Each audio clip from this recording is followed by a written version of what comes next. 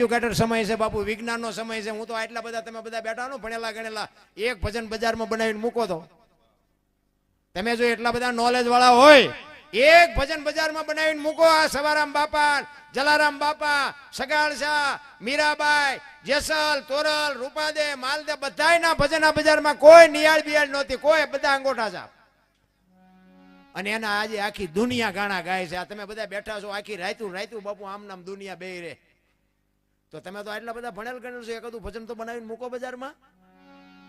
તમારી એ વાહ વાહ થાય છે, પણ માલકોર થી નીકળે જ નહીં મારા રામ. ઈ નીકળે ક્યારે? ઈ તો બાપુ માલકોર નો રુધિયો રોવે તારે નીકળે. એમ નામ ઓલું નહોતું જાય કે રે માલણ જાય જીનપા કાન કરો એને સંભળાતું હતું ને, અત્યારે સંભળાય? આપણે બનાવેલું હતું. સંતોની વાણી બાપુ હજારો વર્ષથી હાલી આવે છે. આ ચોકે ચોખ્ખું છે, ડાલડા નથી. આનો અભાવ કોઈ દી નો આવે રામ. પછી મારા જેવું હોય તો ભલે તમે કદાચ 5 લાખ ખર્ચીને હારામાં હારો કલાકાર લાવો તો વાણી તો વાણી જ હોય, એમાં બીજું કઈ ફેર ન પડે. જેટલા મહાપુરુષોને ઈશ્વરને મેળવ્યો ને બાપુ, તંગ મોકળા થઈ ગયા ત્યાં ઈશ્વર મળ્યો છે. અને મહાપુરુષોને માગવાનું કીધું ને ત્યાં ઈશ્વરે આપણા હાટું એટલું જ માગ્યું કે આવી કસોટી કરશો તો મારા બાપ દુનિયા સત હારી જાય. તેથી અખિલ બ્રહ્માંડનો માલિક બંધાઈ ગયો કે કળિયુગમાં ગાના શિંગડાની અણી ઉપર રાઈનો દાણો ઠેરાય એટલી વાર જો તન મન ધન થી મારી અરે તાર હંતાડ છે તું આવીશ, પણ આપણી પાસે ટાઈમ જ નથી. આટલી જ વાર છે. કેવલ નામ આધાર, નામ સમો વડે કોઈ નહીં, જપ તપ તીર્થ ને યોગ, નામે પાતક છૂટીએ નામે નાશે રોગ. જે સદગુરુ મહારાજ નામ આપ્યું હોય એનું ભજન કરો. બાકી દીકરા નથી કાપવાના, બૈરાય નથી આપવાના, કાંઈ નથી કરવાનું ભલામણ. પણ ટાઈમ જ નથી. એમાં બાકી હતી મોબાઈલ આવ્યા. આપણે કે હલો ચા છો કે મુંબઈ છો, વંડી આડા ઉભા હોય. બોલો, નકરું જૂઠું. અરે વાત જવા દો. અને એમાં મોબાઈલ, હું તો એમ કહું છું કે નાની પેઢીને જેટલો બને એટલો મોબાઈલ ઓછો આપજો. એટલી બધી જે વિકૃતિ ફેલાવી છે મોબાઈલે, બધા જાણો છો. આ તો હું વરાળું કાઢું છું, બાકી આમાં તમને નથી ખબર. ઠીક છે, અમુક અમુક બધા એમ કે મોંઘવારી બહુ, મોંઘવારી બહુ. તારે ચા મેલું હાલે તરત મોબાઈલ લઈને રખડસ? હે, કોઈના લઈને દેતા નથી, મોબાઈલ તરત લઈને ફરે છે. એટલે મોંઘવારી કઈ છે જ નહીં. એ તો તમારે ધંધો નથી કરવો એને મોંઘવારી છે.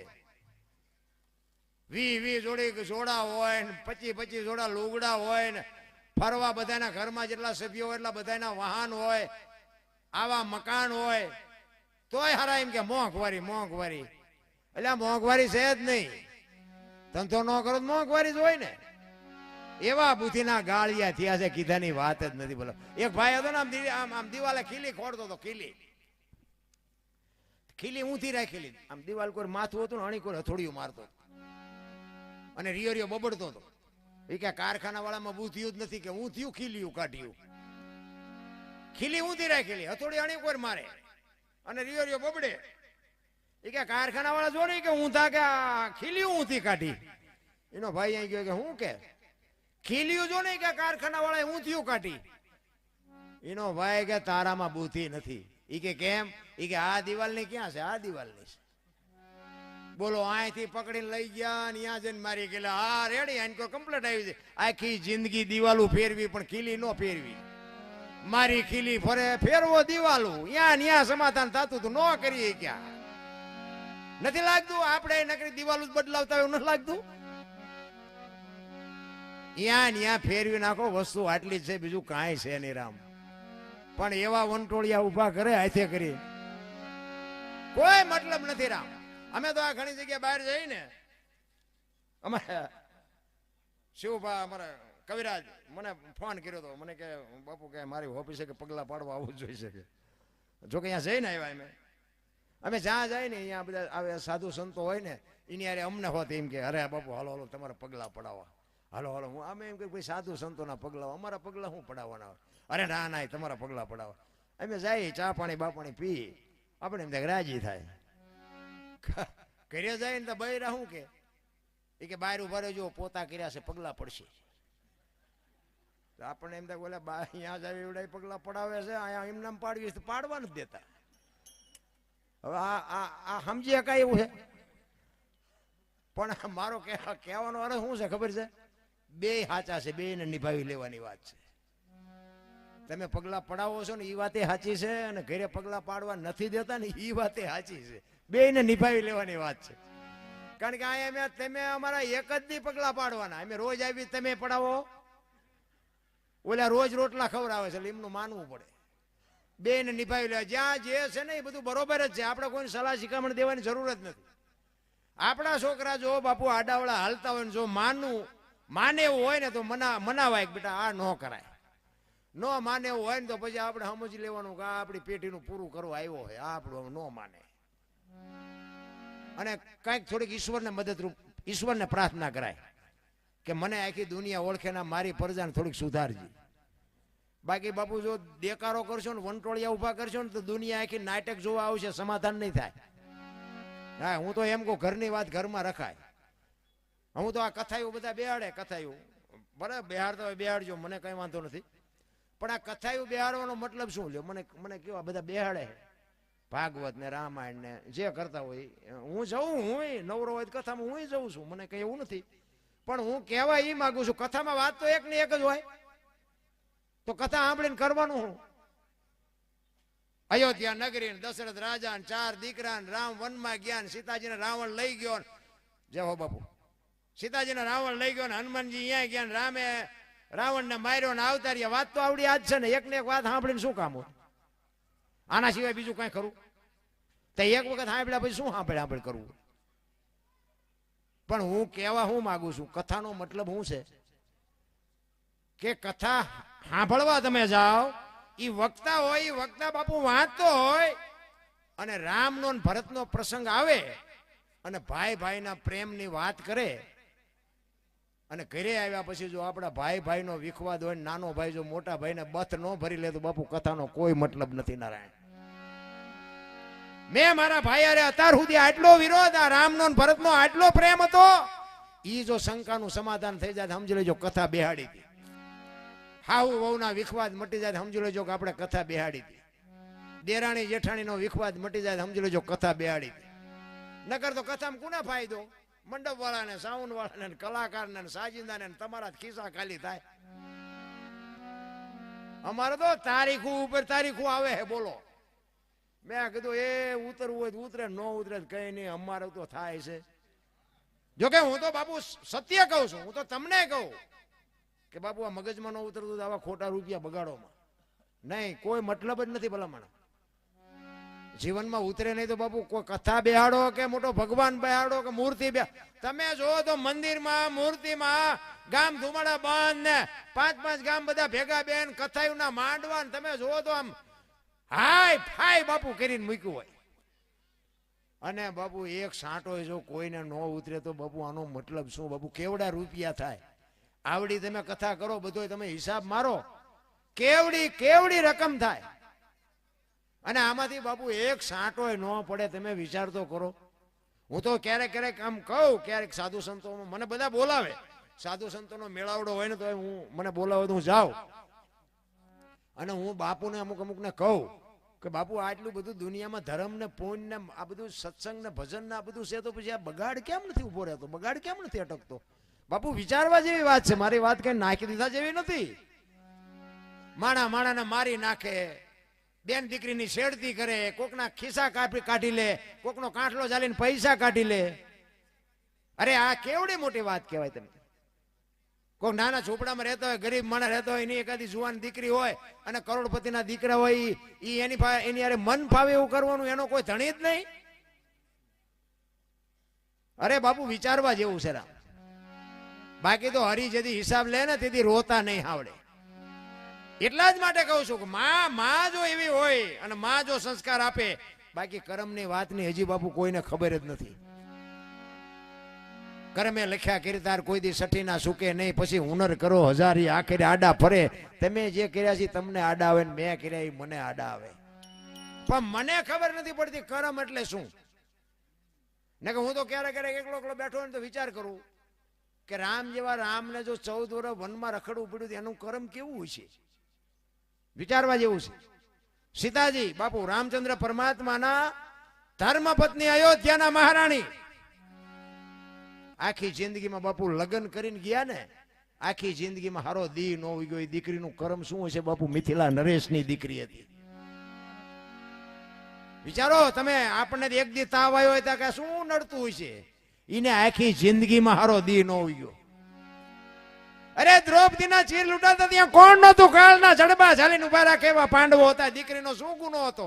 આખી દુનિયાને ખબર છે શું એનું કરમ. ઇતિહાસ ખોલો તો તમારા રૂવાડા ખડા થઈ જાય. રામ, તમને મને કાંઈ દુઃખ નથી પડ્યું. અખિલ બ્રહ્માંડનો માલિક કૃષ્ણ પરમાત્મા, આખું વિશ્વ જેને બનાવ્યું એને ખબર ન હોય કાંઈ બેસ તો ભીલ મને બાણ મારશે એને ખબર ન હોય? ભીલના બાણથી મારા નાથને વિંધાવવું પડ્યું. એનું શું કરમ છે? આપણે દીવો અગરબત્તી કરી છે રોજ. લ્યો, અરે આ મગજમાં ઉતરે એવું જ નથી. અરે થઈ થાવે ને થાશે ઓ ત્રિકાળ જ્ઞાની મહાપુરુષ ગંગાનો પુત્ર. કાલ શું બનવાનું ઈ જેને ખબર હોય. ભીષ્મ છેલ્લે બાણની પથારીમાં હોવું પડ્યું. શું એનું કરમ? અરે જેનું મૃત્યુ આવે, યમના દૂત એને લેવા આવે અને દૂતને એમ કહી દે કે અત્યારે વિયો જા, 6 મહિના પછી આવજે. પોતાનું મૃત્યુ રોકી શકે એવો સમર્થ ને સિદ્ધ પુરુષ ભીષ્મ. યમના દૂતને પાછા કાઢવા એટલે કાલ શું બનવાનું? આ કુરુક્ષેત્રના મેદાનમાં બાપુ યુદ્ધ થયું ને 18 દિવસનું. ભીષ્મને બધી ખબર હતી કેટલા દી હાલવાનું છે, કેટલા મરવાના છે, કોનો વિજય થવાનો છે, પણ રોકી ન હોય બાપુ આ કરમ. અને પોતાને બાપુ યુદ્ધને અંતમાં બાપુ ભીષ્મને બાણની પથારીમાં હોવું પડ્યું. કુરુક્ષેત્રનું મેદાનમાં યુદ્ધની જ્યારે પાંડવ કૌરવનું યુદ્ધ થયું ને, કુરુક્ષેત્રના મેદાનના કાંઠે બે આવીને ઉભા રહ્યા. ભીષ્મ પિતા કૃષ્ણ પરમાત્માને કહે છે કે પ્રભુ, તમે જે પક્ષમાં હોય ને પક્ષ કોઈ દી હારે નહીં, પણ આ દુર્યોધનનું અનાજ મેં ખાધું છે એટલે મારે સેનાપતિ બન્યા વગર છૂટકો નથી. મને ખબર છે આ યુદ્ધ કેનો ન્યાય છે, કોનો અન્યાય છે, હું બધું જાણું છું. પણ મારી અંદર જે લોહી બન્યું છે ને, આ પાપીના અનાજથી લોહી બન્યું છે, એટલે મારે આનો સેનાપતિ બનવો પડે. મને ખબર છે કે અમારો પક્ષ હારી જ જાય. ત્યારે કૃષ્ણ પરમાત્મા કહે છે કે ના દાદા, એવું મારે કઈ છે નહીં. હું તો એક અર્જુનનો રથ લાવનાર સારથી છું. હું તો એક રથ આંકવા વાળો છું. મારે કઈ હથિયાર, આ તમારા ભાઈઓનો મામલો છે, મારો કઈ આમાં મામલો નથી. મનોમન ભીષ્મ વિચાર કરે કે બીક તારી એકની જ લાગે છે, બાકી આમાં કોની તાકાત છે કે મને હરાવી શકે? આવો ભીષ્મ વિચાર કરજો. અખિલ બ્રહ્માંડના માલિકની પ્રતિજ્ઞા તોડાવનારો જેવી તેવી વ્યક્તિ નહીં. કોઈક આવા જ્ઞાની પુરુષને પૂછો તો ખબર પડે કે ભીષ્મ કોણ હતા. એ કે તમે હથિયાર ન પડે એવું બને નહીં. અરે કૃષ્ણ પરમાત્મા કે ભાઈ હું તમારી સામે પ્રતિજ્ઞા કરું. અને આમ પાણી હાથમાં લઈ અને કૃષ્ણ પરમાત્મા કહે છે ગમે એવું યુદ્ધ જામ્યું હોય, ગમે એનો વિજય થાય, ગમે એની હાર થાય, હું હથિયાર નહીં ઉપાડવા તમારી સામે કે જળ મૂકું. અને એ જ વખતે બાપુ ભીષ્મે પ્રતિજ્ઞા કરી કે કુરુક્ષેત્રના મેદાનમાં જો હું તને હથિયાર ન ઉપડાવું તો ભીષ્મ પિતા નહીં. અખિલ બ્રહ્માંડના માલિકને ચેલેન્જ કરે કે તારી પ્રતિજ્ઞા જો તોડાવું નહીં તો હું ગંગાનો પુત્ર ન કહેવાઉં. તમે વિચાર કરજો કેવો એ સમર્થ ને સિદ્ધપુર. ભગવાનને બાપુ ભગવાન હારે બાજવું એટલે. અને ચોથા દિવસનું યુદ્ધ હતું ને, દુર્યોધન ભીષ્મ પિતાને કહે છે કે દાદા, આ હથિયાર મારા, રથ મારા, ખાવસો મારું અને અર્જુનને મારું એ તમારા ડાબા હાથનો ખેલ છે. 4 દી થયા હજી તમે કાંઈ કરતા નથી. અને ભીષ્મના રૂવાડા સમ સમ સમ સમ ઉભા થયા હો. એ કે આ મને શું માનતો હોય છે? અને એ વખતે બાપુ જાહેર કર્યું કે કાલ ન પાંડવી પૃથ્વી કરી નાખું, કાલ પાંડવોને રહેવા ન દો. અખિલ બ્રહ્માંડના માલિક કૃષ્ણ પરમાત્મા ધ્રુજી ગયા હો ભાઈ. દાદાએ પ્રતિજ્ઞા કરી કાલ પાંડવોને રહેવા ન દો.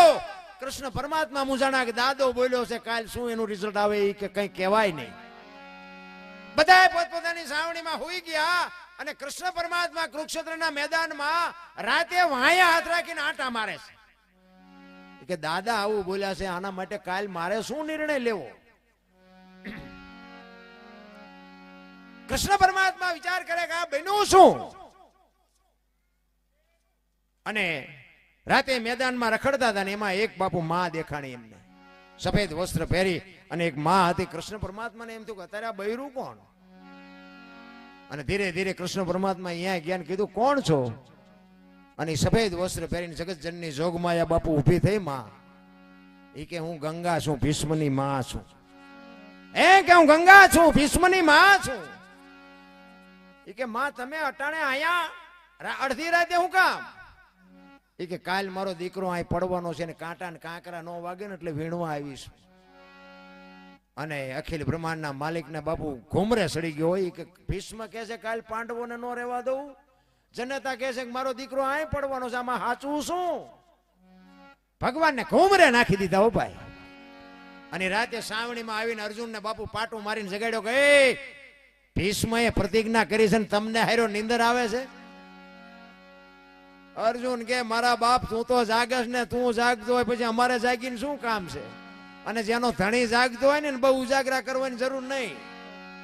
ધણી જાગતો હોય ને પછી તમારે નિરાયતે હોઈ જવા, મેં કર્યું બહુ ઠેકડા ન મારવા, નકર કોંચ થાય છે ને પછી નીકળશે નહીં આપણેથી. અને અર્જુનને જગાડીને કૃષ્ણ પરમાત્માએ કીધું કાલ યુદ્ધના મેદાનમાં તારા રથમાં તારી આગળ શિખંડીને આગળ રાખજે. અર્જુન કે એમે શું બંગડીયું પહેરી છે શિખંડીને આગળ રાખી? કે ભાઈ હું કહું એમ કરીને ના કોઈલો દડે રમે એવું કરી નાખશે, હવે કોઈ જીવવાય નહીં દે. તમે જેટલા બળું કાશો એ મને ખબર છે. હું કહું ઈ કર, કાલ શિખંડી રાખજે, નકર ઓલો કાંઈ નહીં રહેવા દે. અને આમ હામાં રથ આવ્યા ને બાપુ હુરજ નારાયણ કોર કાઢી ભલે ઉગ્યા ભાણ એટલે તુહારા ભામણા જીયાના મરણ લગમાણ એ રાખજે કચ્છ પર આવો જળાલ કિરણો મીડ્યો પાથરવા. હામાં રથ આવ્યા, નગરા ઉપર ઘા પડ્યા, હથિયાર બાપુ માથે ચડાવ્યા. અને આમ અર્જુનના રથને બાપુ આગળ શિખંડીને જોયો ને ભીષ્મએ હથિયાર મૂકી દીધા કે આવા બાયલા આગળ રાખીને મારી યાર લડવા આવો છો. અને પછી કૃષ્ણએ કીધું કે હવે માર બાણ. એ કે પણ હથિયાર મૂકી દીધા. એ કે મૂક્યા એટલે જ કહું છું ને કે તમારું એકનું પાંચું નહીં આવે અહીંયા. અને બાપુ બાણ ઉપર બાણ એ અર્જુને ચડાવ્યા. આંખમાંથી આહુડા પડતા જાય ને બાપુ બાણ મારતો જાય, આહુડા પડતા જાય ને બાણ મારતો જાય. રૂએ બાણ વાગ્યા હો. અને ભીષ્મ પથારી બાણની પથારીમાં હુએ. ત્યાં કૃષ્ણ પરમાત્મા અને અર્જુન બે ગયા. અને મરાક બાપુ ભીષ્મ દાંત કાઢે છે. અને એ જ વખતે બાપુ જગતજનની માં જોગમાયા ગંગા પ્રગટ થઈ હો ભાઈ.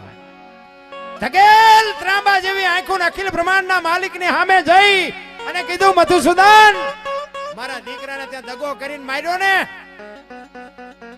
અર્જુનની આગળ તે શિખંડીને રાખ્યો હતો ને, પણ શિખંડીની જગ્યાએ કદાચ તું ઉભો હોત ને તો તને ખબર પડે કે ગંગાના ધાવણમાં કેટલી તાકાત છે બાપુ. ઈ માં એટલા માટે આ જનેતાઓને એટલે કહું છું બાપુ, આ જ્યાં ધર્મ ધ્રુજો ને જ્યાં પુરુષ નથી પૂગી ગયો ને ત્યાં દેશની આબરૂ બાપુ દીકરીઓ રાખી. તમે કહો તો હવાર સુધી દાખલા આપું તમને. જેટલા સફળ પુરુષો છે એમાં એક ભગવતીનો હાથ છે. સગાળસાની ઝૂંપડીએ અખિલ બ્રહ્માંડ જાણે છે બધા, કરવું કોઈ નથી. બાપુ અમારે પ્રોગ્રામ કરો, બાપુ અમારે પ્રોગ્રામ, એટલે પ્રોગ્રામ કર્યા કાંઈ નહીં વળે, કાંઈક ઉતારો. ઘણા મને એમ કે તમારે વિડિયા બહુ જોઈએ, તમારે વિડિયા જોઈએ શું વળે, એમાં હું બોલ્યો એ કરજો, બાકી કોઈ મતલબ નથી. નારાયણ સગાળસાની ઝૂંપડી અખિલ બ્રહ્માંડનો માલિક આવ્યો. પછી વાત લાંબી છે, ટૂંકામાં કહું. દીકરો કપાયો ને પછી કે હવે તમે વાંજિયા થઈ ગયા, હવે મારે ખાવું નથી. થાળીને ઠેબુ મારીને ઉભો થયો ને અખિલ બ્રહ્માંડનો માલિક સાધુના વેશમાં. તેથી સગાળસા ભાંગીને ભૂકો થઈ ગયા. અરે તારી ભલે થાય, તારી આ દીકરો કપાયો ને હવે એમ કે છે મારે ખાવું નથી. સગાળસા ભાંગીને ભૂકો થયા ને તેથી એક વાણિયાની દીકરી બાપુ ચંગાવતી હાથમાં બાપુ લગામ લીધી હો. સગાળસાને કહે છે હવે તમે બેસી જાઓ, એ બાવાને હું સંભાળી લઈશ. અને હું તો તમને કહું છું કે આ ઘરે જે ચંગાવતીઓ છે ને એને હાસવી લેજો, ને કે રણસંડીઓ બનશે ને તો બાપુ પાણી તમારું નહીં ભરે. એમ કે ને કે નથી ભરવું બાપુ કટકા કરી નાખો, ન ભરે બોલો. એટલે હોય તો હાસવી લેજો બસ. બાકી આપણે જલારામ ઘોડે કોઈને દાન બાન દેવાનો અખતરો ન કરતા.